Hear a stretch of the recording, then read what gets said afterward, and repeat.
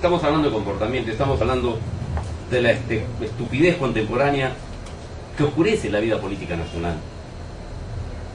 Y a bocajarro, para emplear un término muy castizo, vamos a preguntarle a nuestro invitado, un viejo amigo de la casa, ¿es esta la forma de hacer política, señor Guzmán Gallardo? Por todo lo que está ocurriendo y que creo que usted puede decirnos o darnos algunas luces.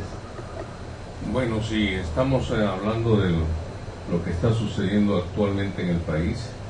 Indudablemente que estamos asistiendo a un circo, si se quiere, en el sentido de que realmente los grandes planteamientos, los grandes diseños para el desarrollo del país no están en juego. Están en juego los intereses creados de sectores, de grupos económicos. No están en juego los intereses de las grandes mayorías.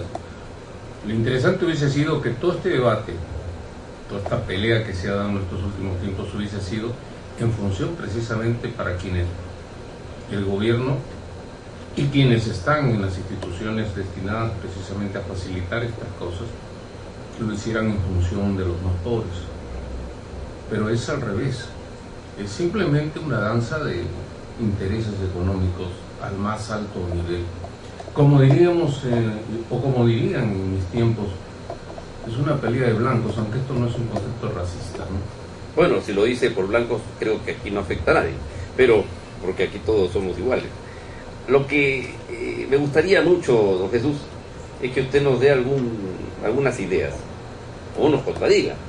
Ocurre que ya han pasado algunos días del Congreso aprista, usted no fue candidato, aparentemente la oposición dentro de ese Congreso, ese conclave aprista, fue muy pobre, se votó una lista a mano alzada, o sea, sin oposición, y todos los que estaban allí iban a salir porque era la carrera a la soviética, de un solo caballo. Y entonces hemos asistido al espectáculo de como en las grandes dictaduras se votaba a mano alzada con DNI y se elegía a los que estaban escogidos. Eso entiendo hasta donde mis magros conocimientos alcanzan, que no ocurrió nunca en el partido del cual usted forma parte. ¿Es así o me equivoco y qué comentario le merece?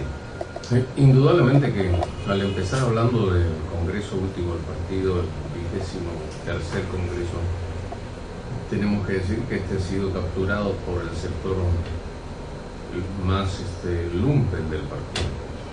Esto ha sido simplemente una pelea, porque ha sido realmente, en términos literales, una pelea entre empleados de Copopri, empleados de tal o cual sector, ministerio, en fin, que hayan existido ahí en presencia de dirigentes o delegados representativos, imposible. Por lo tanto, ni siquiera se parece a esas elecciones que se han mencionado respecto a que había que enseñar el DNI, ¿no? Porque acá no tenían nada que enseñar, entraron por la puerta falsa, falsificaron las credenciales. Esto es no solamente una especulación, es una realidad que lo hizo saber el secretario general en su debida oportunidad, echándole la culpa a otros de lo que juntos habían hecho. Lo que pasa es que cuando ya llega el momento de la repartija, entonces los intereses juegan un papel tremendo que entre ellos ha sido la pelea. Este no ha sido una discusión, un debate, un enfrentamiento entre posiciones, entre quienes hayan intentado hacer un análisis de la realidad del partido y de la gestión del gobierno, sino ha sido simplemente un enfrentamiento así al más tradicional y antiguo estilo de la política, de utilizar cualquier recurso, en este caso la violencia, para alcanzar también una secretaría general en el partido. O sea, sus orígenes no solamente van a desautorizar la labor de los dirigentes que hayan sido elegidos ahí entre comillas, sino que esta ya tiene una partida de nacimiento que lo deslegitima. O sea, ya es más que el nacimiento de una dirigencia, es un aborto. Entonces no tiene ningún sentido lo que ha sucedido en un Congreso que durante 3 días no discutió nada, que no hubo ninguna posibilidad de poder argumentar ideológicamente algo, de haber cuestionado, hecho una crítica o una autocrítica, indudablemente que no tiene sabor de Congreso. Y lo más triste es que esto dice el partido aprista, vive del mito, ya no es el partido rector, el partido cuyo ejemplo, cuya acción era imitado por los otros partidos políticos. No nos olvidemos que cuando nace la palestra del Partido Aprista Peruano, las demás organizaciones políticas copian la organización, comienzan a entender lo que significa una organización política funcional basada en la interpretación de la realidad. O sea que la realidad dictaba la forma como ésta debería organizarse para que sea en el futuro el intermediario entre la sociedad civil, como se llama ahora, y en este caso el Estado. Sin embargo, lo que hemos visto es realmente algo lamentable, contra el cual se tendrá que seguir luchando, porque esto no ha disminuido el ímpetu y la fuerza de la lucha que se iniciara hace ya mucho tiempo, sino por el contrario, esta va a incentivarla más, porque indudablemente los apristas auténticos no estamos dispuestos a que estas cosas sigan.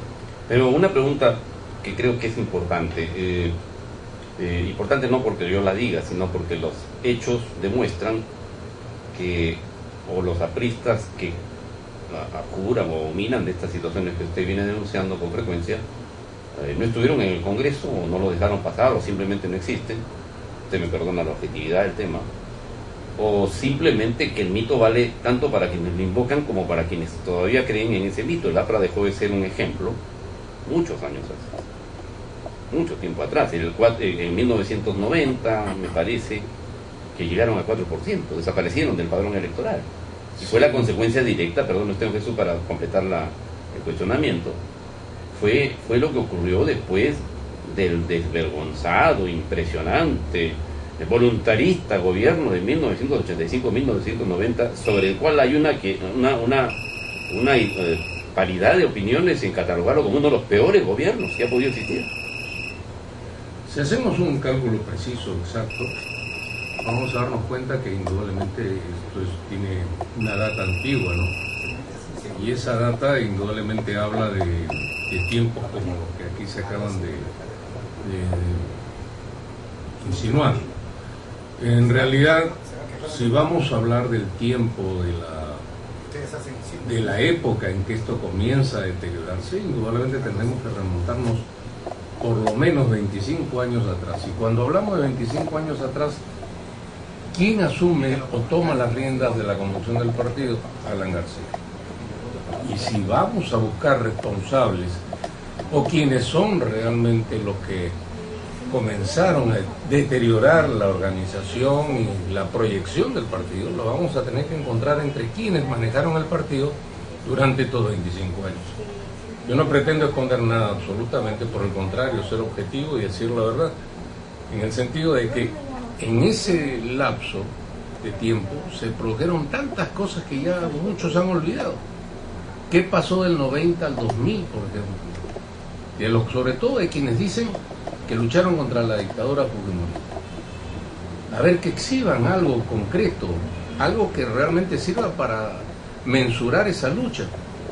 Pero yo debo decir que no van a encontrar absolutamente nada, porque todo es complicidad, silencio, inactividad, un partido reducido a su mínima expresión, que después es utilizado solamente para explotar el logo, que fue lo que se ha hecho en los últimos procesos electorales.